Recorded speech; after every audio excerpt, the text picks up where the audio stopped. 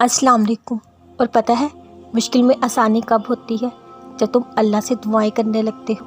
जब इंसान का अल्लाह से ताल्लुक़ बन जाता है ना, तो इंसान जहाँ भी हो, उसे कोई भी सोच परेशान कर रही हो, उसके दिलो दिमाग में सबसे पहले ख़्याल ये आता है कि इस बारे में अल्लाह से बात करूँगा।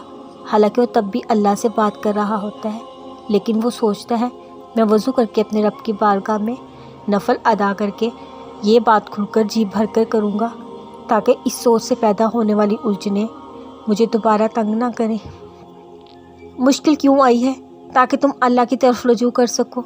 तो क्या तुम्हें यह लगता है इतनी बड़ी दुनिया में सिर्फ तुम्हें ही मुश्किल इस वजह से क्यों आई? तो फिर तुमने ये कैसे सोच लिया इतनी बड़ी उसकी बनाई हुई दुनिया लोगों में वो तुम्हें भूल गया?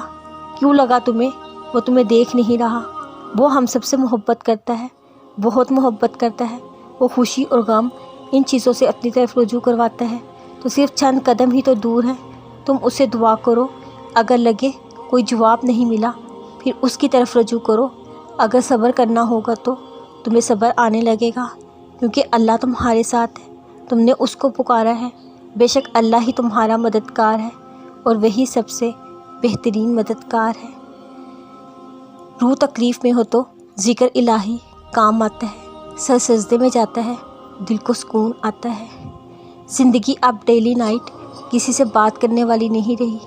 किसी को मसला बताकर अपना बोझ हल्का करके सो जाना, अपना ध्यान कहीं और लगाने के लिए किसी को हमदम समझ लेना नहीं। ज़िंदगी अब कहाँ ऐसी रही है। अब तो हर रिश्ता खुलकर सामने आता है, मतलब बड़े नोटिफिकेशन आती है।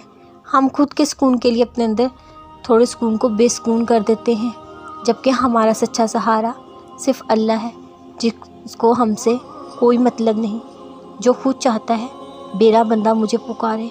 हम तो उसकी रहमत के तलबगार हैं। अल्लाह को वजाहतें नहीं चाहिए होती, वो बस दिल देखता है। उसके सामने रोने पर मजबूती अदा करता है। उसकी तरफ रुजू करने वाले अपने बंदों को कभी तन्हा नहीं छोड़ता। दिल को हकीकी सुकून सिर्फ अल्लाह के ज़िक्र से मिलता है। बेशक